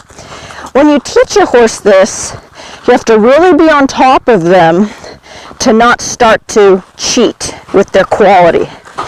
See how she's delayed? So that's when you have to increase your energy a little bit, make the horse move again, and go back to kind of that basic level. There we go. Hindquarters, forequarters. And pretty soon they work simultaneously so that you'll be cueing your hand and the horse will know to navigate both parts of their bodies. But you do have individual contact. If I go up and forward, then it's shoulder. If I go back and forward, then it's hindquarters. There. But I'm finessing her. See, I don't like that. She pushed forward with her face. There we go. And I'm not going to let her get slow and sloppy with this either. She's giving me several nice steps. Going to make this mare move a little bit so she's not so just heavy overall and delayed. There we go. Wake her up a little bit.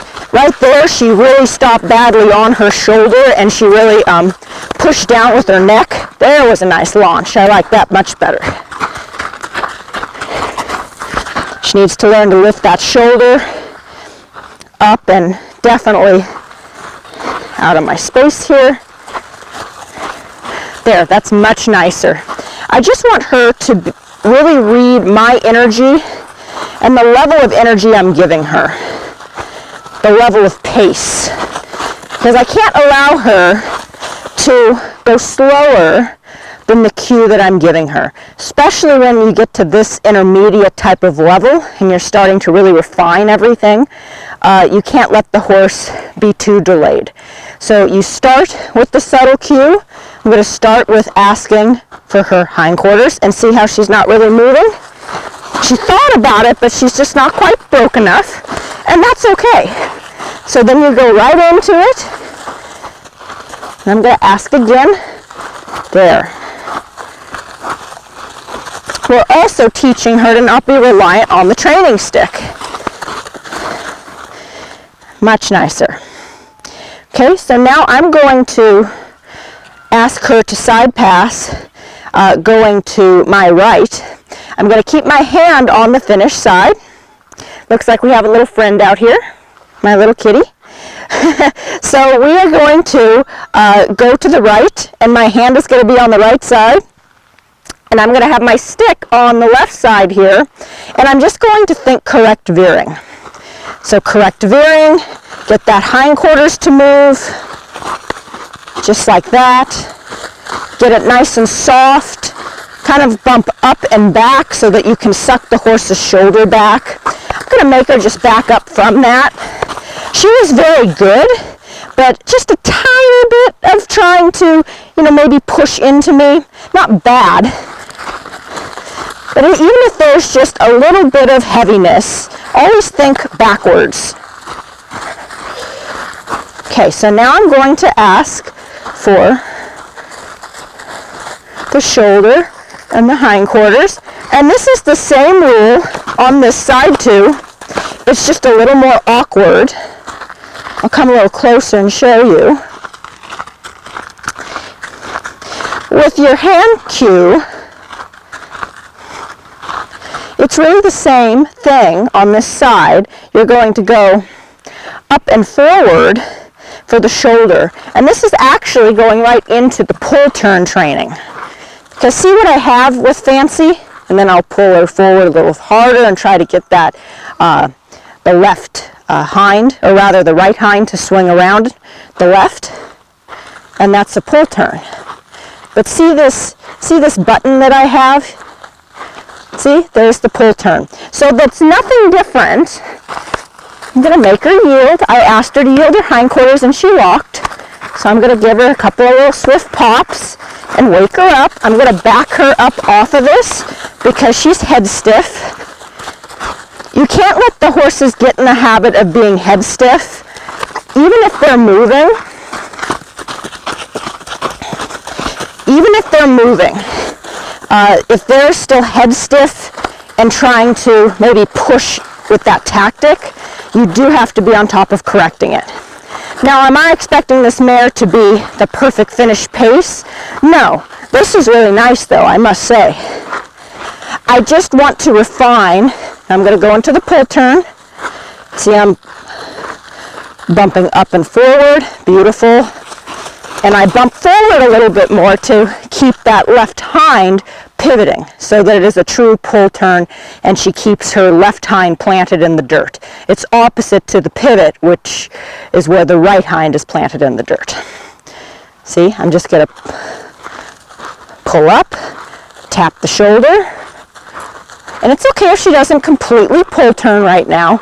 I'm not looking for super perfection, but a good way to school that perfection and the accuracy of it is just start to do this and just ask for a couple of steps, and then once that left, rather the right hind goes forward and actually follows through, that's a good time to stop and walk forward and out of it.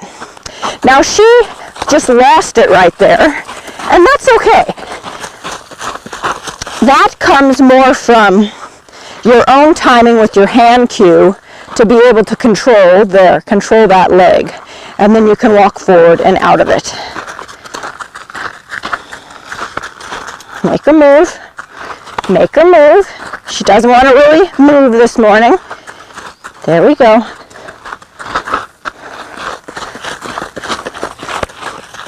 I love how light she's becoming overall here. It's very nice. You can see how everything starts to play together. It really works together for you. If you've done all the basics long enough, this really shouldn't be too difficult for you to achieve. Now, she's delayed and slow and a little lazy, and she's only had about 6 sessions to date here. So I'm not expecting the perfection, like I've said, but I am going to start to expect a little more follow through from her. See, she's kind of just lagging. I try to, there we go, see that? There. Get that little bit of extra try out of her. I really try to hold the horses accountable. Once they have shown me a level of quality, I really try to execute that in all future sessions.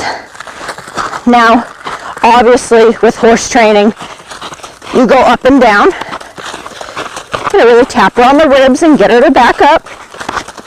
There we go. It's up and down. You're not always going to have this, seamless journey that is, really consistent in how the horse reacts. Sometimes they'll take several steps backwards before they take several steps forward. Fancy just needs more time and miles on her so that she can learn to have that crisp response time while doing all of this. She's not going to learn that in just 5 or 6 sessions. Now she's starting to give me her body and she's starting to do everything correctly and give me good tries. So that's really what you hope for at this level of the training. See, that's a nicer yield. See how that's a little more flowing? But I don't like how she's so neck stiff. She's a little neck stiff this morning and just kind of reverting back to that, oh, do I have to? So you have to balance the training sessions. See, she really locked up on me there. I'm going to get after her.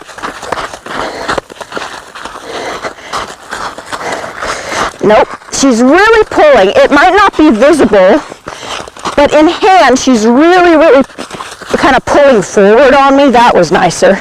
I like how she loosened up her shoulder. There, much nicer. She sucked back more there for me. She was really pulling forward with that neck. It's all in her neck this morning. So you have to troubleshoot each individual component that comes up with your horse. And you might think that you're past something, and then it comes back. Now, things can always come back. So I'm here to tell you, just because if you can get through this program and do everything with your horse relatively well, it doesn't mean that they're a finished or advanced level horse. It means that you know how to brush and do advanced level components. That's great. But in order to get a true advanced level horse, you have to do this very consistently and stay dedicated to it for, I would say, probably at least 90 days, if not more like 6 months, realistically, until you get a true finished horse with anything. All of these exercises I've shown you in this program, I've shown you probably about 6 months to a year, depending on the horse and your goals. But I'd say realistically 6 months. If you do all of these exercises over a 6-month time frame, then you're really going to advance to that consistent high level with it. Okay, good girl. She's really being quite good considering she's only had a few sessions to date.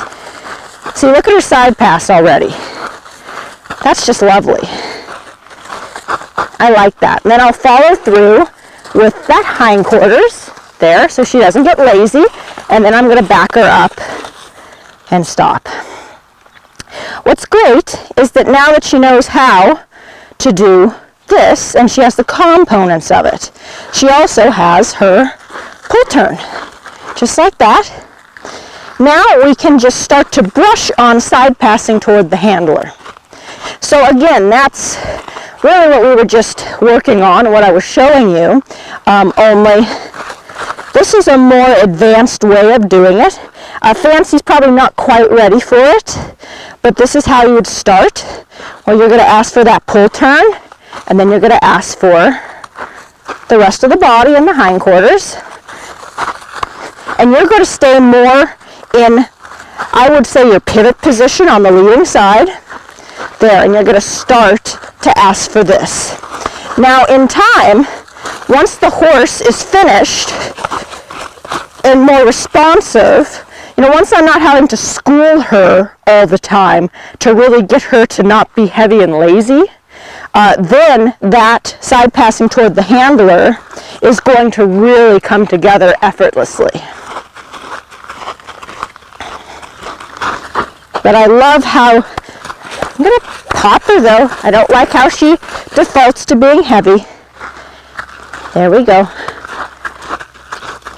She's had a few days off, and she definitely has plenty of stamina here.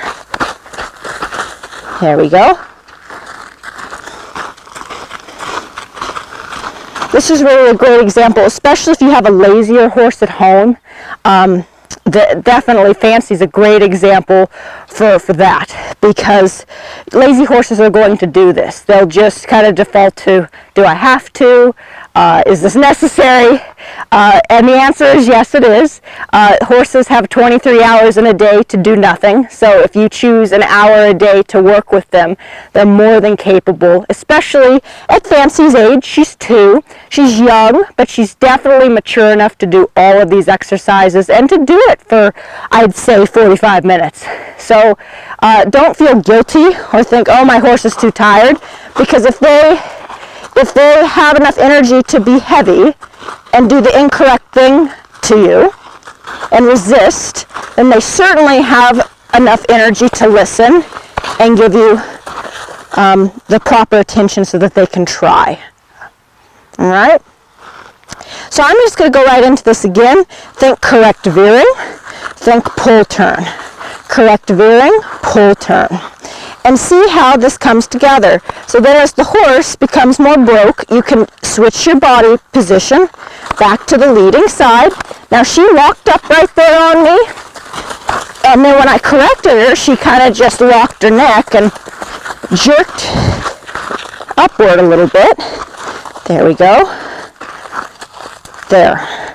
I'm asking nice and gently, and then if she doesn't respond to the gentle, then I'm going to increase the energy until I get a response of some kind that is an appropriate level of energy for what's required to do the drill.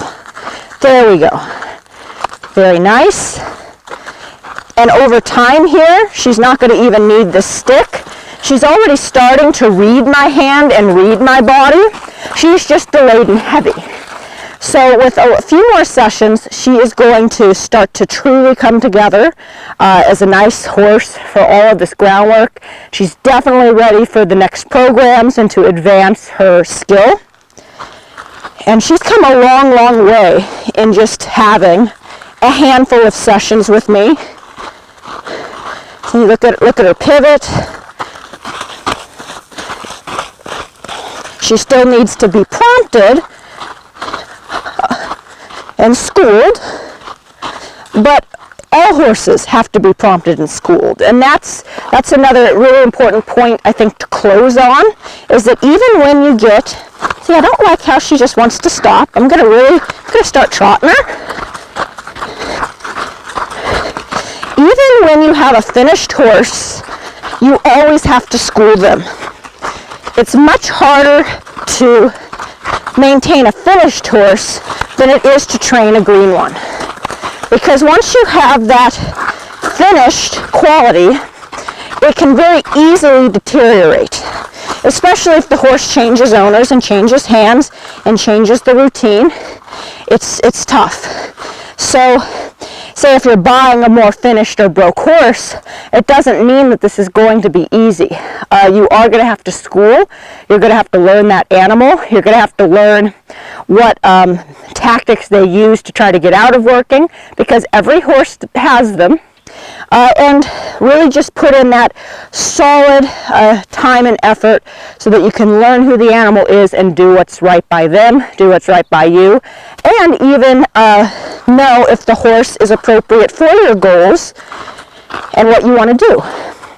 Because sometimes they aren't, and that's okay too. I usually give a horse a solid 90 working days before I make a judgment like that. But that's something I tell people. If you're not really connecting with the horse, or it might be too much horse for you, it might not be enough. Don't be afraid to change the situation so that you and the animal can really go in the proper directions for yourselves individually, and so that you can both reach your goals. The final exercise in this groundwork program is lateral and vertical head flexing. I like to teach my horses to flex from side to side while keeping their feet completely still. And as soon as their noses touch their girth area or their belly, then I immediately drop my rope and I give them that reward. So what this is going to achieve is not only a softer pull, it's also going to aid to ask for your horse in hand. Granted, Fancy already has a little bit of concept with giving with the circle collecting, so that's good. So she's going to be able to understand this lateral flexing easier because of it. But this is going to just achieve a nice, soft, strong pull. It's also going to give you the tools to ask for vertical head collection. And when you ask for your horses face vertically, that comes into play if you're going to do your showmanship or in-hand trail, and really just teach the horse to lift their backs and collect down, say in a trot when you're in a pattern. That's covered more in showmanship, but that's the basic fundamentals of that. It's also going to start teaching them how to look at an obstacle in front of them and really just give that nice expression and attention to detail for in-hand trail. And again, that's explained more in in-hand trail in those programs, but this is the beginning fundamentals of going down that path.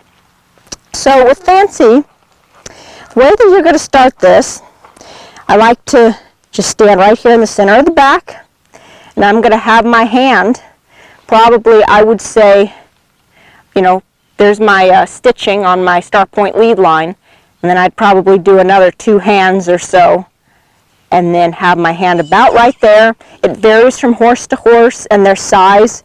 The important detail is you don't want to exceed, when you ask for this flex, you don't want your hand to be higher than their withers. If it is, then the rope's too long.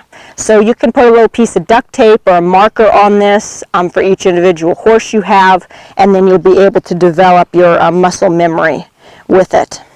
I like to keep the excess rope in my right hand, nice and compact on the top of the hindquarters here. Now Fancy's probably going to move around and walk around a lot, and I'm just going to hold her in this pressure. There we go. And I'm going to just stay right at her hindquarters, let her react. So the thing about this is this could take 5 minutes or it could take 45 minutes. So you don't really know how long it's going to take for your horse to get it. Normally I'd say on average it's about 10-15 minutes at worst, but just be sure you have the time to prepare for this, set aside, because you don't want to quit and not teach the horse to at least hold still. So that was pretty fast. She held still with me pretty quick. So now I'm just going to hold her with this pressure, and I'm not changing the level of pressure. I'm just going to kind of hold her in this and see if she'll respond to it. Now Fancy's a lazier, heavier horse, so my feeling is she's going to get pretty dead to just a steady pressure like this. So with heavier horses, I always like to give them a chance to respond. and figure it out with just straight pressure. But if she's not going to do anything, then I'm going to give her a little bump and wake her up again, just like that, and then start the process over again. And see that resistance? See how she tried to get away from me that time? So you have to kind of wake them up. There we go. I'd rather have this horse be moving and resisting and actually, moving her body and trying to get away from the pressure than ignoring it. Just going to keep it steady. Thought about giving, but she's not quite doing it. I feel her kind of thinking about it, but not quite. So I'm going to give her another little bump. This time she's not moving her feet, which is good. She's thinking about giving. She's kind of lifting there. Now we're just going to release it. I know that's probably hard for you to see with the camera. I'm going to move her back over here. See if she'll do it closer to the camera for you. All right. Let's see if she'll maybe do this and not move around so much this time. If she does, though, it's okay. So I'm just going to ask. Nice. And she gives me her neck. I mean, this looks nice, but she's not actually giving me anything. So I'm going to just bump, whoop.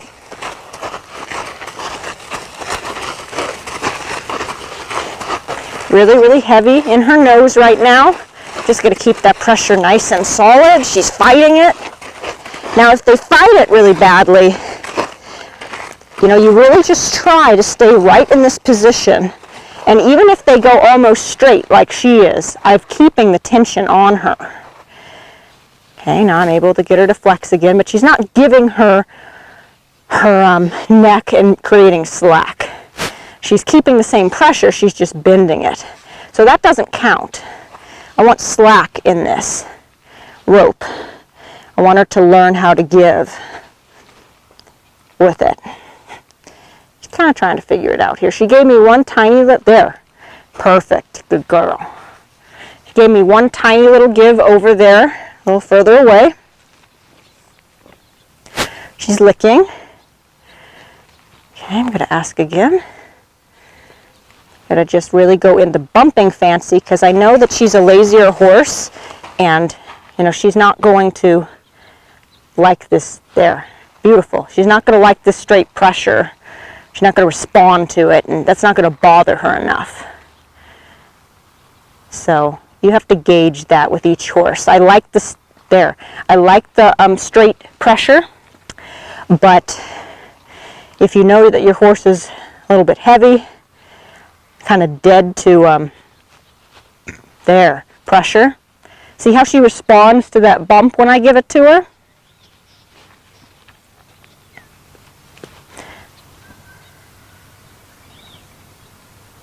There. Nice. There's a good beginning. Not perfect, but it's there. I'm just going to shift her around again so you can get a different view. Okay, so I'm just going to pull her around. Very nice. See how she gave to me right there? Nice and quick. There. Beautiful. Learned that pretty quick.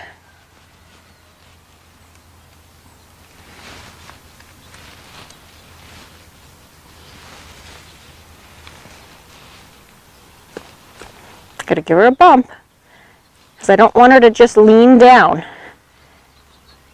Now that she's given to me, I want her to know that this pressure means something and that she can't cheat. She has to actually give me her nose. Now, for lazy horses, if they start to play with your leg, there, that's better. If they start to play with your leg or, try to mouth you, that's just proof that, very good. It's proof that you're not giving them enough pressure with the halter and bumping them.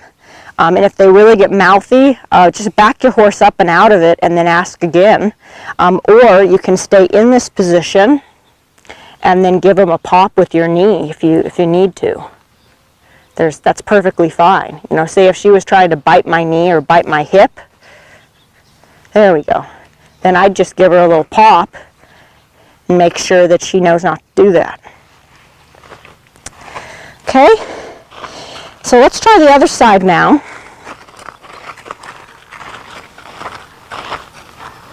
All right, this might not be as easy. Usually it isn't. But she's familiar with me on this side of her at least. I'm just going to give her a little scratch on the back here before I begin to let her know everything's cool. And then I'm just going to stay very consistent with my energy here. Not get too loud with it. Okay. Thinking about it, she almost held still and gave to me. She's flexing her neck, but she's not giving. I'm going to give her a second to see if she'll do something. If not, I'm going to bump her.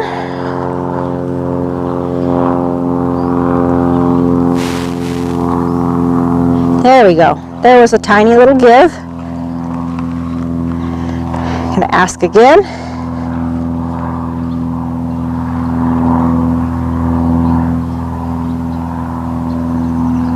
There, tiny little give. I'm going to move her back to the camera again. Definitely nice four-quarter control here. Okay.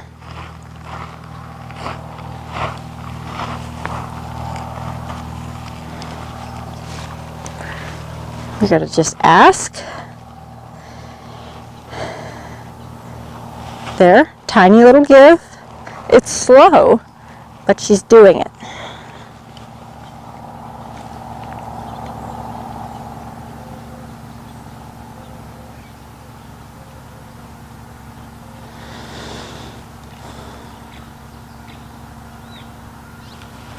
Thinking about it, she's bending in more, but she didn't give that time to me.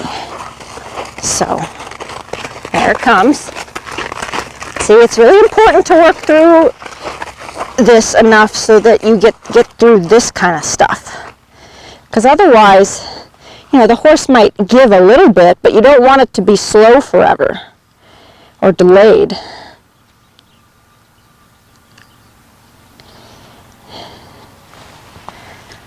Bumper.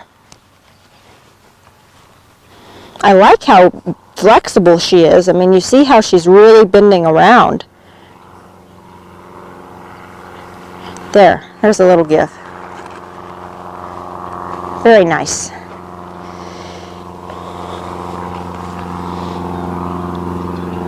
So I like to do this at the end of a workout when the horse is a little tired. Get their heads nice and collected. And slowly just build on it. So Fancy has been wonderful in this program. She's really come a long way. She's retained a lot of information, and she's going to be a wonderful horse. So I hope that you have enjoyed watching this. Thank you. Definitely stay dedicated, and if there are any questions, then please reach out to me on starpointhorsemanship.com, and I am happy to aid you in your training journey and give you inspiration. So all the best to you, and always remember to reach for the stars.